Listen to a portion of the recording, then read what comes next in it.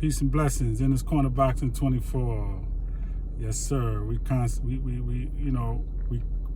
day by day, we getting better. You know, my eyes getting better, man, from that surgery I had on the 30th for detached retina. Same surgery that Earl Spence had. We're getting better every day. Still got blurry vision on my right eye. Still can't see as well. But, you know, I'm hopeful that, you know, it's going to get better and better. It's going to get better and better even every day. You know, I wanted to move a little faster, but it's a process, you know. And that's how life is, man.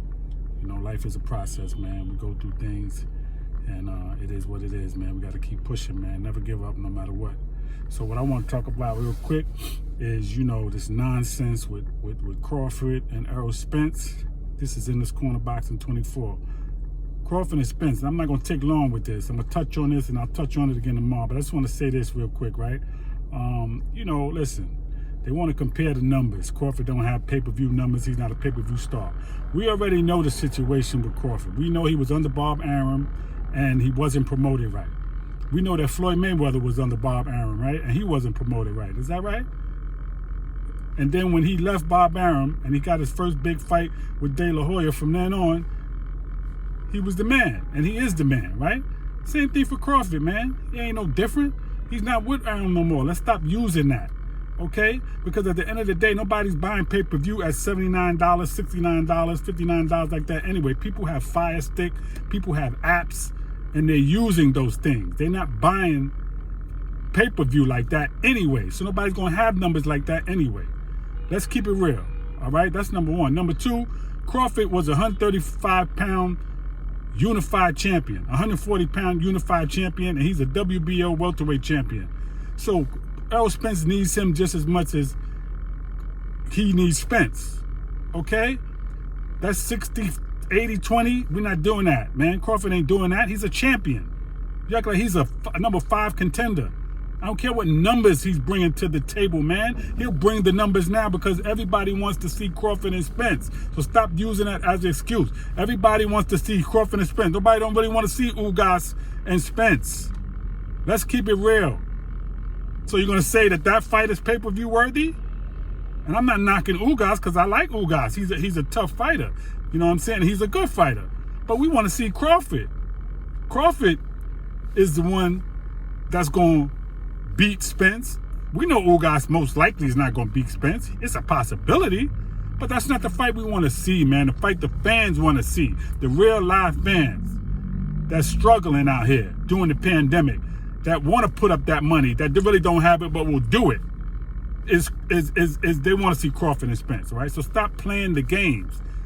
50-50. It's a 50. That should be a 50-50 fight. Now, if you want to say 55-45 or 60 or 60-40, I mean, you know, I wouldn't. If I was Crawford, I would take 60-40. But I understand if he doesn't, because he's a superstar too, man.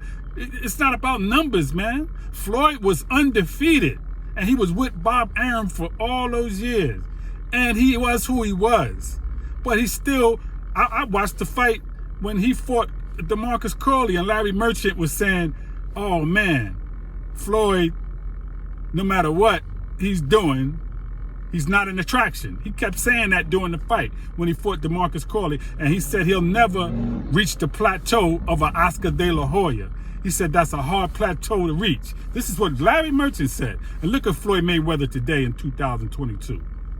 Look at his career after that fight with De La Hoya. But this was DeMarcus Curley now. This was when he was a 140-pound fighter, Floyd Mayweather. His first fight at 140, and this is what Larry Merchant said. And then look what happened. Look how it flipped. He surpassed the plateau of De La Hoya. He surpassed that. So why can't Crawford do that too, man? Stop hating on Crawford. Tim Smith, PBC, all these dudes saying Crawford is not this, Crawford is not that. Man, listen, you know Crawford is a superstar, and you know what happened with Bob Arum, so let's get past that. Okay? Now, him saying that he wants 60-40, if Crawford is saying that, he's wrong.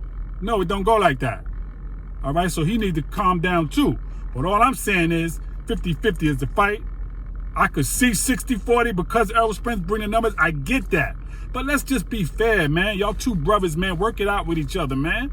Because you're both trying to eat. You're both got a family, man. So respect that man as a man, number one, a black man, and a champion. And do the right thing, man. And make the fight, because that's the fight that the fans want to see. Let's get past all the nonsense. Okay? Because Crawford fought the same people that you fought, Errol Spence, and did it in a better fashion. Now, styles do make fights. Absolutely. All right? That's why we want to see the fight with you and Crawford, Errol Spence. And I'm not trying to say that you had a lackluster performance, but we will be honest and say that Porter took you to the brink. That was your toughest fight. And it wasn't a tough fight for Crawford the way it was for you. Okay? And please don't say that wasn't the same Porter. Man, come on, man. That was only 2 years ago that he beat you and took you to the brink of your life and busted you up. That was 2 years ago. What changed? He didn't lose after he lost to you. Okay? He was still in tip-top shape. He was the same Sean Porter. So cut the crap out. Crawford made the difference. Crawford is a counterpuncher. Crawford is a very patient fighter. He know how to fight. He know how to win. And he beat Porter in a way that you didn't. Just like he beat Crow Brook in a way that you didn't. So the intangibles, man, is what's interesting. And that's why people want to see the fight. So at the end of the day, man, let's just try to make that fight with Crawford and Errol Spence. Spence, stop making excuses. Crawford, don't over-demand. All right? Meet in the middle. And I understand if they still want to try to make you less than what you are, I get it. You don't need Crawford, Spence, to define your career, absolutely, because you did a lot at 135 and 140, and you're doing a lot at 147. However, it will be a fight that you could use. You could use the fight with Spence, and he definitely needs it more than you, I would say, because what are you going to do after Ugas? He going to go to 154? He's not going to last at 154 anyway. That's another story, though. But let's just talk about the fact that Crawford and Spence is the fight that the true boxing fans like me want to see. Okay? In this corner, Boxing 24, you can leave me some comments. Let me know how you feel. You agree, you disagree. We could talk about it.